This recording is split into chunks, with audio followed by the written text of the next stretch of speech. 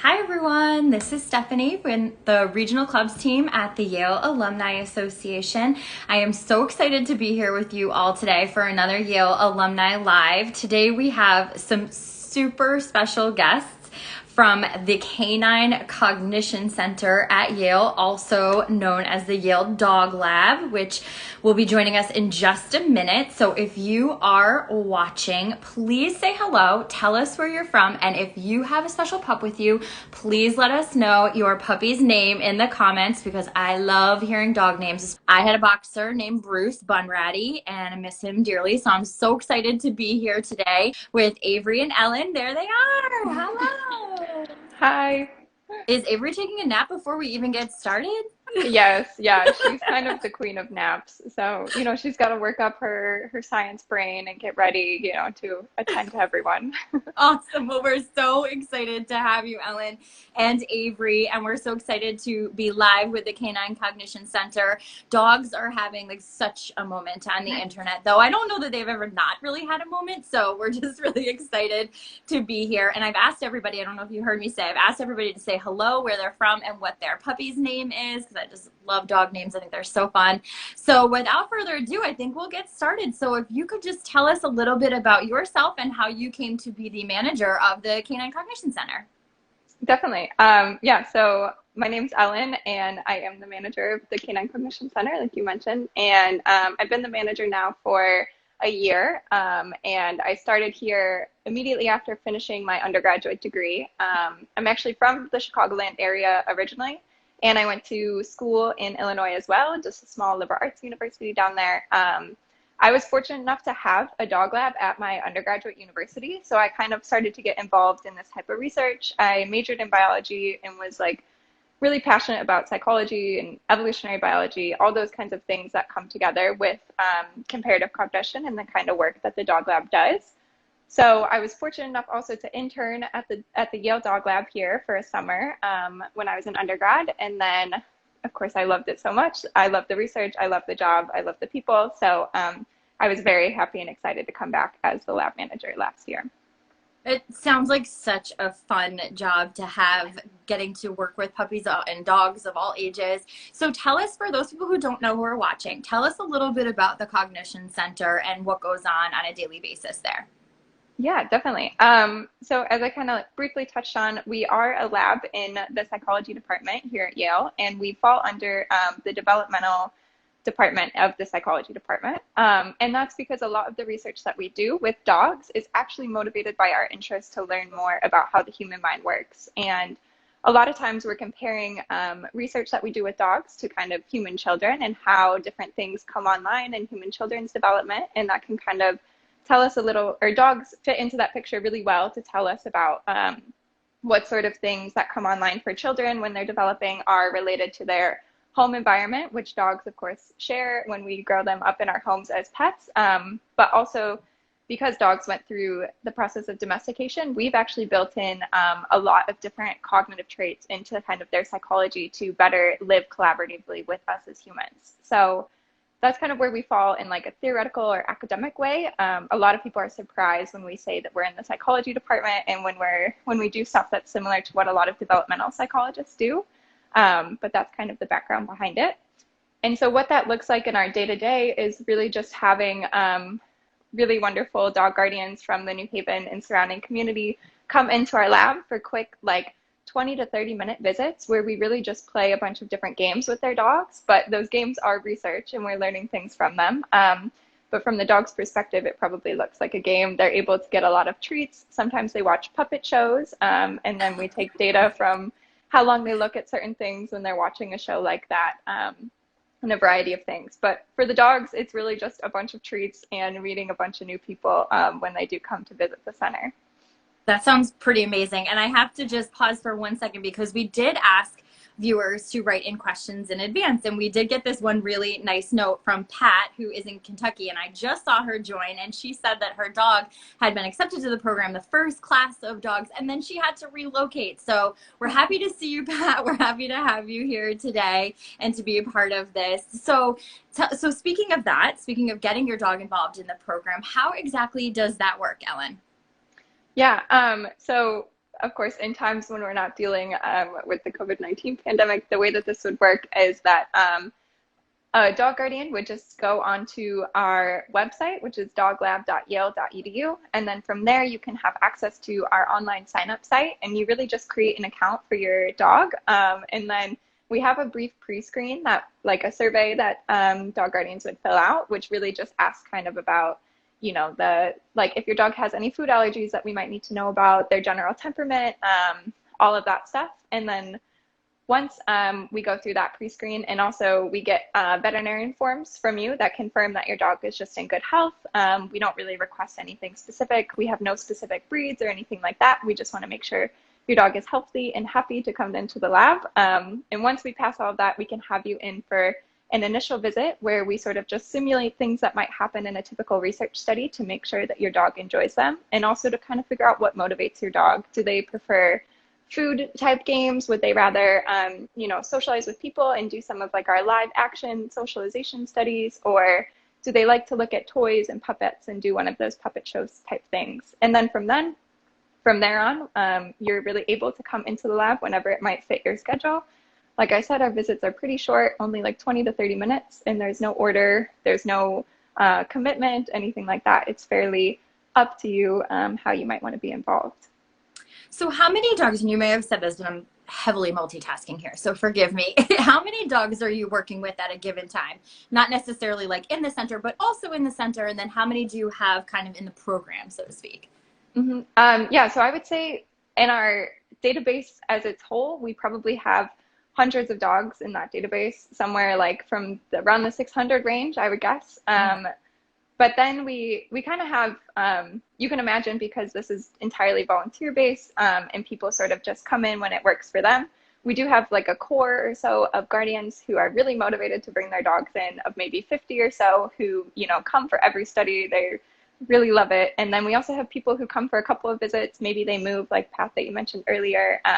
Something comes up, their life gets busy, and that's just fine as well. But so that's kind of our range. And then in the center, unfortunately, we're only able to have one dog there at a time, just to kind of keep everything safe and controlled as best we can. But we do have a lot of guardians who have multiple dogs, and they'll just sign up for back-to-back research sessions and kind of have one dog playing out in the parking lot and then come in when it's their turn.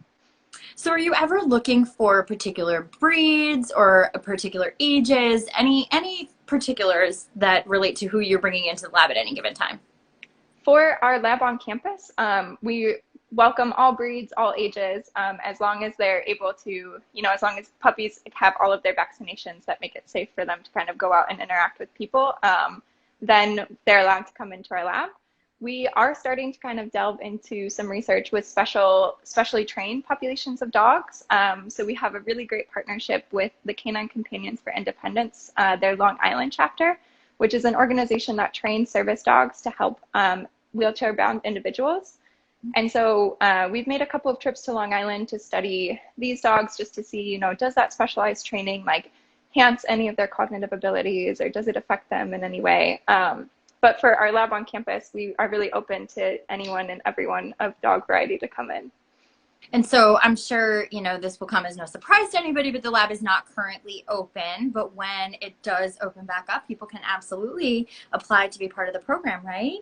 Yes, most definitely. And if you are, you know, really motivated after hearing some stuff that we talk about here, you're always welcome to go on and create that account on our website. And then whenever we are able to get back in and have dogs come in for that kind of initial visit that I mentioned earlier, we'll just send out emails, and then you can see kind of the times on our sign up site. And then that will just, however it fits into your schedule, if you're able to make it, we're happy to have you. So yeah, we're really, really excited for the day that we're able to get back into the lab. And we would be happy to see new signups on the site. I can imagine. So for those of you watching, we have Avery resting in the background because Avery is going to have her moment in the sun in a little bit. We're going to, Ellen's going to do some examples of the work that they're doing in the Cognition Center with Avery. So she's just resting in the meantime. But I did have a couple of questions that were submitted in advance, and I've also seen a number of questions come through on IG. So if I don't get to your question, feel free to repost it, and we will try and get to as many as we can today. So I'm going to start with a question that I think I've seen a lot on social media, people talking about how dogs are having the best time ever because their owners are home all the time, whereas cats are kind of like, what are you doing here? So the question came in from Marissa, who is class of 2004, and she said, what do you think about this whole dynamic that's happening right now? Her dog was left alone for a few hours on the weekend, and when they came back, the dog was clearly annoyed that they had been gone because they were used to be having everybody around. So do you have any feelings or thoughts or any comments on what this is going to look like for dogs and how dog owners may be able to start working on adjustments? Yeah, for sure. I think that's a concern that, so many dog owners are having right now. And it's certainly true that, dogs get a lot out of having us around in the same way that we get a lot out of having them around. Like there's so many owners have great bonds with their dogs, and they're happy to have them there, and the dogs are happy to have the owners around. So it certainly is the case that, there might be an adjustment period when we start to get back into normal life again. But your dog was able to hang out at home while you were at work at one point. And so if you kind of just work with them to like ease them back into it, they should be just fine. You could try like leaving your dog at home for, just a short period of time for a couple of days, and slowly kind of increase that time while you go off and do, maybe take a nice long walk while the weather is still nice, at least here in the Northeast. Something like that to kind of like build your dog's comfort level of being alone again. So that way they're not kind of just thrusted into like, now I'm alone for 8 hours. What do I do all day? Kind of thing. So there's another question related to age, which is why I asked if you work with dogs with all different ages and breeds. And the question is basically, do you do research on elder dogs specifically? And this particular dog owner has said that they have a 19-year-old dog, which is probably the most amazing thing I've ever heard related to the age of a dog. And they were just kind of wondering if you study this, because this person believes that they're experiencing a little bit of cognitive decline and sundown syndrome, and kind of just wondering if you have any insight or advice to care for a dog that's aging like this.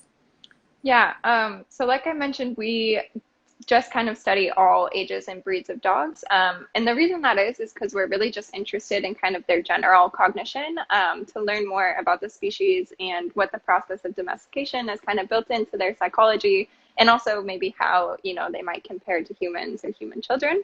So we don't study any development in like any developmental things in dogs, and we also don't study aging in dogs. But I do think that there is research out there, mainly from sort of the veterinary perspective, that talks a little bit about how dogs develop and how they age, that you might be able to gain some insight in. Unfortunately, I am not well versed at all in that subject, so I can't provide any answers, but hopefully, a quick Google search looking into, veterinary related resources might help with that. That's really helpful. Thank you.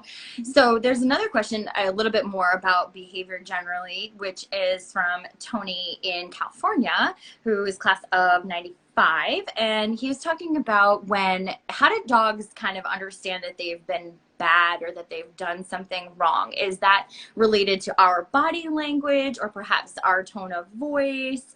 And basically, how do they know that they've like stepped over the line? Yeah. So I think bring up a great point here about the way that dogs might be interpreting like our body language or our tone of voice.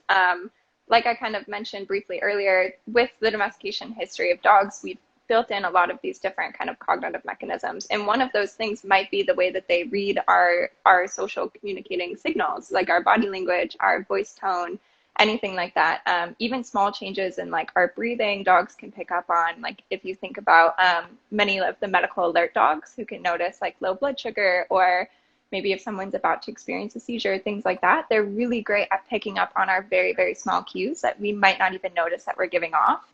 So it may be the case that your dog doesn't necessarily know that, I got into the garbage and that's a bad thing, but they know from the second maybe that you realize that they've gotten into the garbage, they can sense the change in your physical physical cues or your social cues or anything like that. And they can read that and interpret, uh-oh, like I've done a bad thing. So it's likely something about the tone of voice, even like an accelerated heart rate because you're angry or something of that nature. Oh, they're so smart, aren't they? So intuitive. They are. So they're amazing. I already shared with you, our desire to find a dog for this house the question comes every day. So I have one more question that was submitted in advance, and I've been seeing so many awesome questions come through. So we're going to try and hit those as well. But the last one that came through in advance was a question about object permanence and whether or not you studied that in the lab, because this particular black lab, Linda's black lab, and their class is 72, the lab doesn't seem to know that an object is permanently there when she's hidden it. So have you studied anything like that? So our lab in particular hasn't put out any of the object permanence papers or data on that, but there is a lot of evidence in canine cognition as a whole that dogs do possess the ability to understand kind of about how objects exist in the world, where they are. If for anyone who's not familiar with object permanence, it's kind of the idea that like if I show you an item and then I put it behind a screen, the item's still there even though you can't see it. And if I move that screen away, you should still expect it to be there. So we do know, or we at least have great evidence to suggest that dogs are able to understand object permanence. It might be the case with this black lab that, maybe lots of times in canine cognition, we aren't asking the questions in the right way the first time we try it, because of course, dogs' perspective is so much different from our own. So maybe, it's a question of perspective, and maybe if there's a different way to try and kind of test at home the object permanence of your black lab, you could try that out. That sounds like parental advice as well. Like when your child doesn't seem to understand what you're talking about, try it a different way. So It makes perfect sense that you would be studying human behavior along with canine cognition. So I saw a question come through on Instagram just now that was, have you done any studies with dogs related to their concept of time? We have not. I also don't know that people have. I don't know the research on how dogs' sense of time works. I do know that their memory is a bit shorter than what we experience in humans and human children.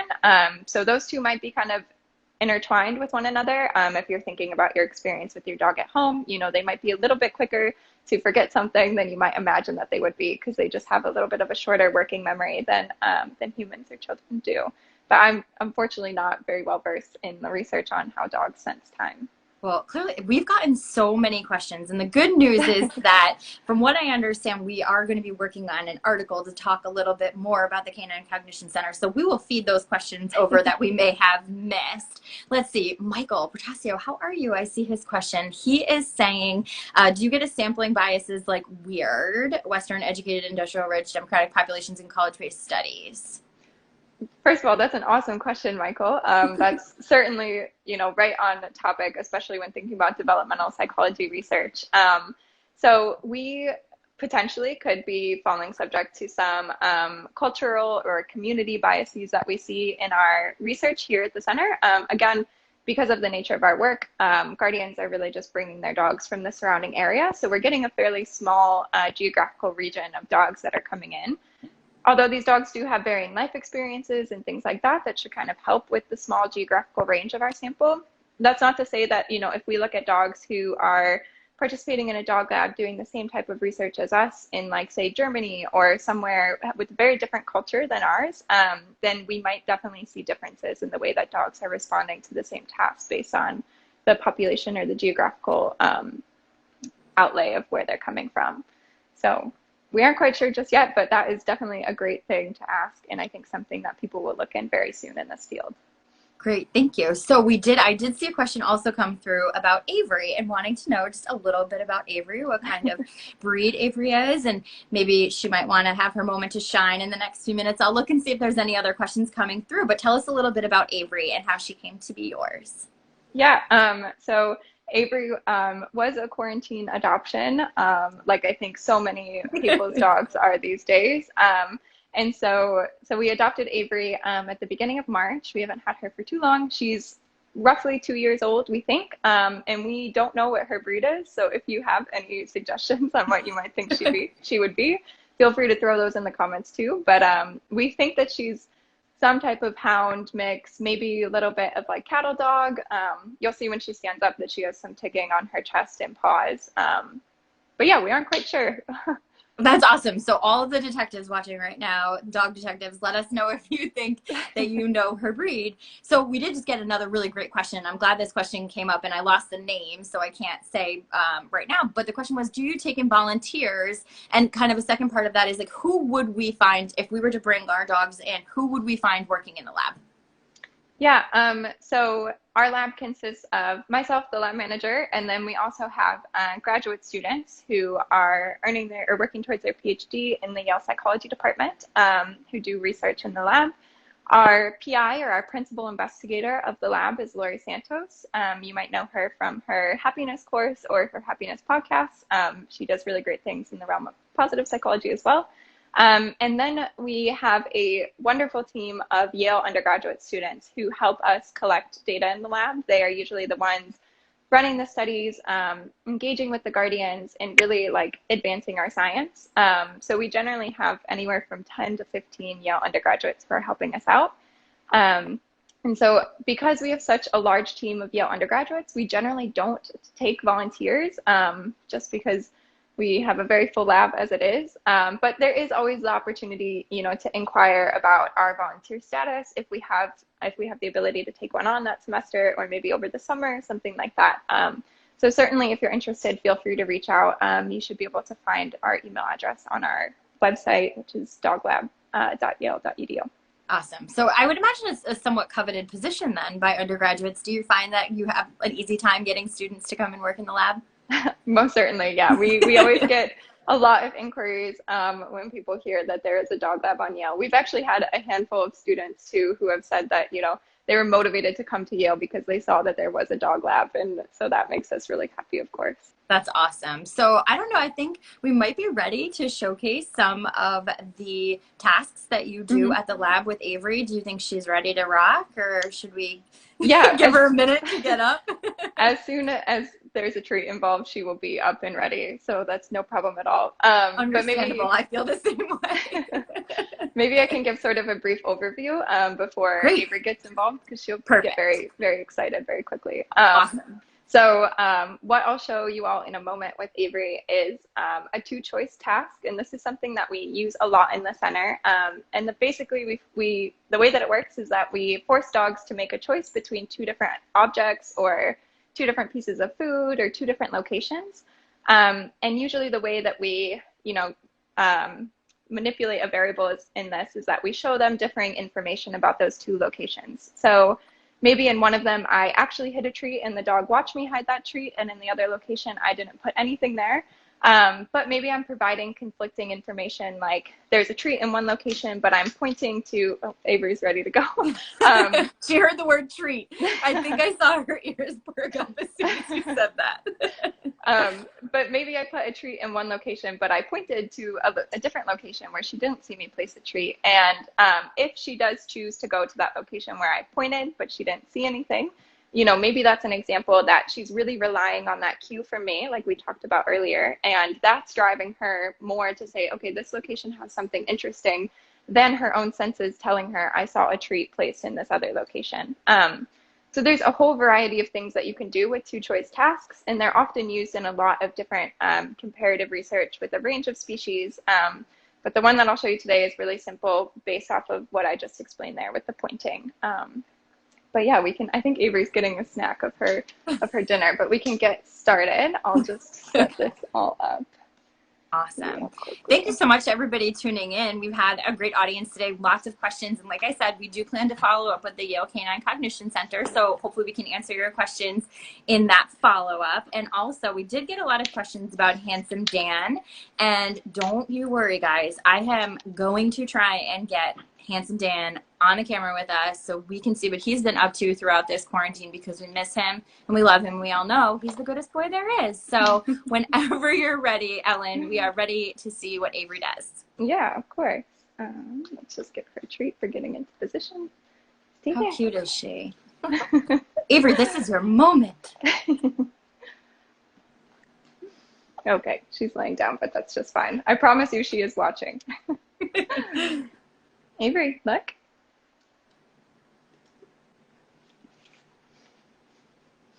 Avery, look.